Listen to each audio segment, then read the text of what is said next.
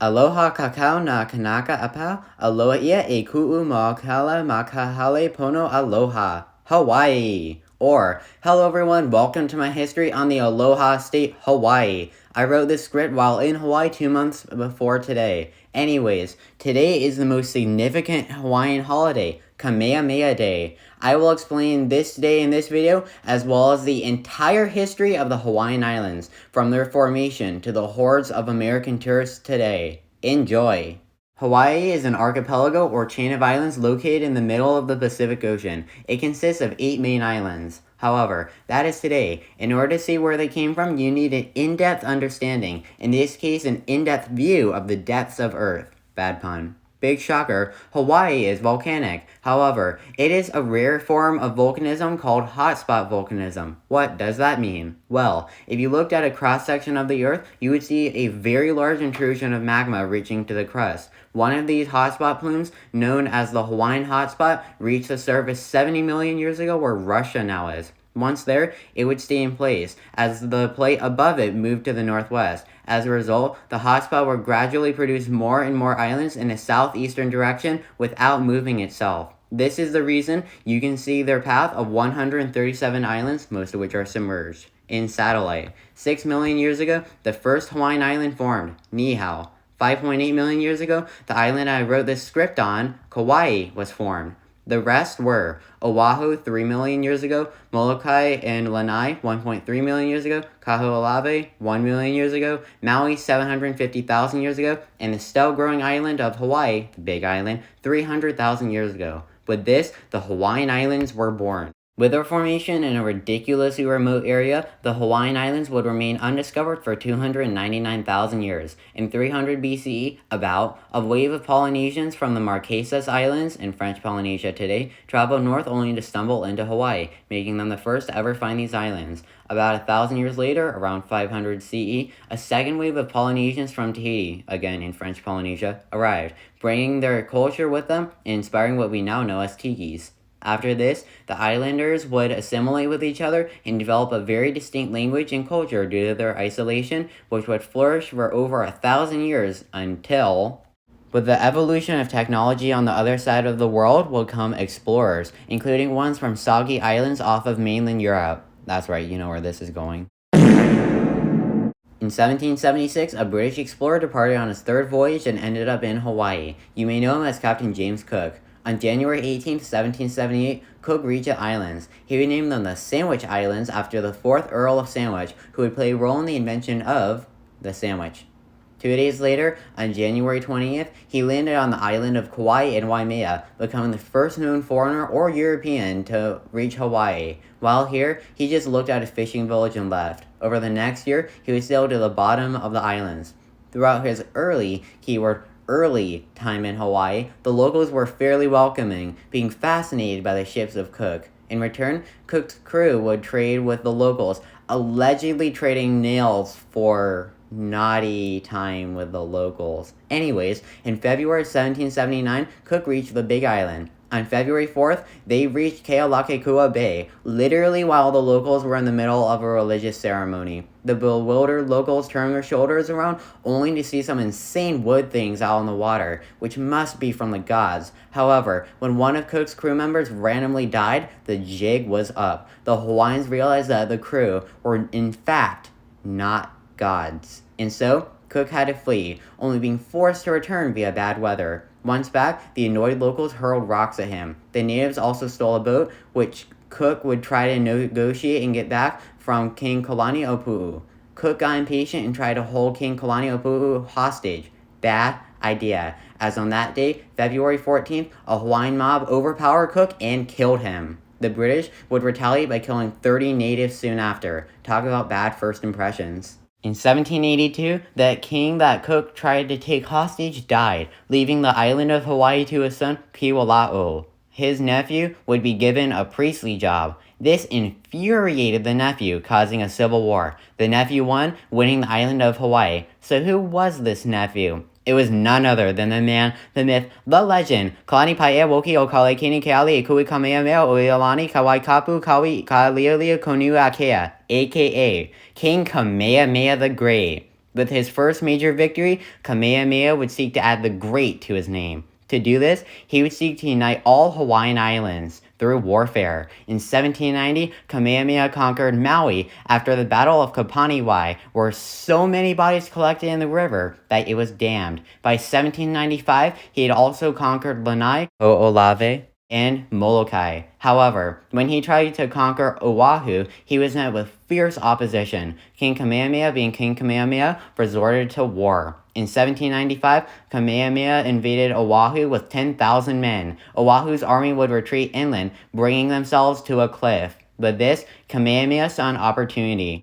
In May of 1795, the Battle of Nu'uanu was fought. It is the most insane battle in history, in my opinion. Why? Kamehameha's army pushed an army off a 1,000-foot cliff with a gun charge like in the movie 300. After this insane battle, Kamehameha easily won, capturing the island of Oahu. Oahu's king was fittingly sacrificed. In 1796, Kamehameha tried to invade the last Hawaiian islands, Kauai and Niihau. However, due to a crazy storm and horrific epidemic, Kamehameha failed to conquer the last islands. With this, the king of Kauai, King Kaumoali'i, was like, "Dude, you could have just asked us to join ya. We'll join you if you stop killing people." With this, Kamehameha was now King Kamehameha the Great of all the unified Hawaiian Islands. Back in 1795, Kamehameha founded the Kingdom of Hawaii. He served as its first monarch under the Kamehameha dynasty until 1819, when he died of either age or disease at his residence Kamakahunu on the Big Island, which I visited and got this photo of.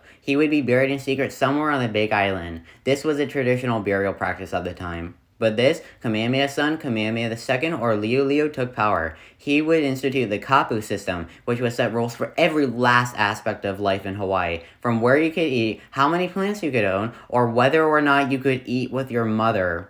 Kamehameha II broke with the last rule, but didn't get the punishment. Breaking any kapu law would result in death, unless you could escape to a sacred pu'uhonua, like this one I've been to, called Pu'uhonua o Honaunau on the Big Island. These were temples which removed all crime of which you were accused, acting like base and tag.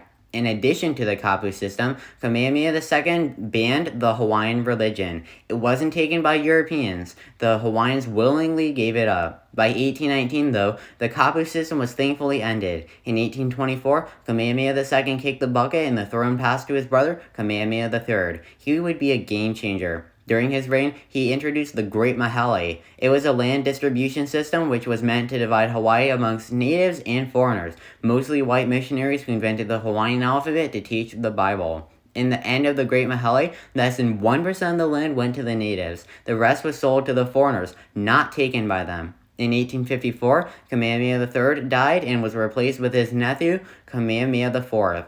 He was a weaker king who focused on improving the economy to be less dependent on the U.S. He died in 1863, passing the throne to his brother, Kamehameha V. He is remembered for trying to rile up Hawaiian patriotism. With his death in 1872, there was a royal crisis. Up to this point, I've neglected to acknowledge how King Kamehameha the Great's family tree looked like this. It was an inbreeding, incestuous mess since he believed that monarchs had to be born from inside the family, essentially mandating both parents being from the same family. In ancient times, marrying siblings in royal families was almost required. In addition to polygamy and much worse, the Kamehameha branch of the family was simply too inbred to continue, causing its end in a royal crisis. The solution was to elect a new king from a less incestuous side of the family. That new king was Lunalilo, Kamehameha the Great's grandnephew and stepson, who began his rule in 1873.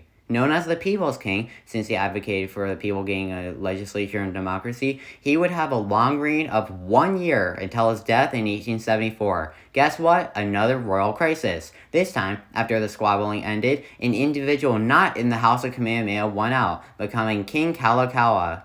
Known as the Merry Monarch for reinstating the hula, inspiring the competition of the same name, Kalakaua would serve a shaky at best reign. I say shaky because he was insanely corrupt, even buying votes with rum. In 1867, he was forced by white people to sign the Bayonet Constitution at gunpoint, taking away native rights and giving power to white landowners. And so, after building Iolani Palace, the only actual royal residence on U.S. soil, he died in 1891, ending up as the last no one doubts it king of Hawaii. Why was that? The answer, rich white landowners. In the background of all this royal squabbling, the white people wanted Hawaii to be annexed by the US, and so when the last monarch of Hawaii, Kalakaua's sister, Queen Liliuokalani, Hawaii's only queen, came to rule, they were having none of it. On January 17th, 1893, Queen Liliuokalani was overthrown after trying to secure more rights for the natives, ending the Kingdom of Hawaii. With this sudden overthrow, many were pissed off, including US President Grover Cleveland, who tried and failed to reinstate her. With this, the white landowners proclaimed the Republic of Hawaii a new country, electing Sanford Dole, founder of the Dole Company and owner of history's greatest beard, as president. Look at that beard. However, he really wanted to be part of the US. His wish was granted in 1898 when Hawaii was annexed by the US as a territory. Over the next 50 years, many immigrants would come in to make Hawaii the melting pot we know today. However, on December 7th, 1941, it happened.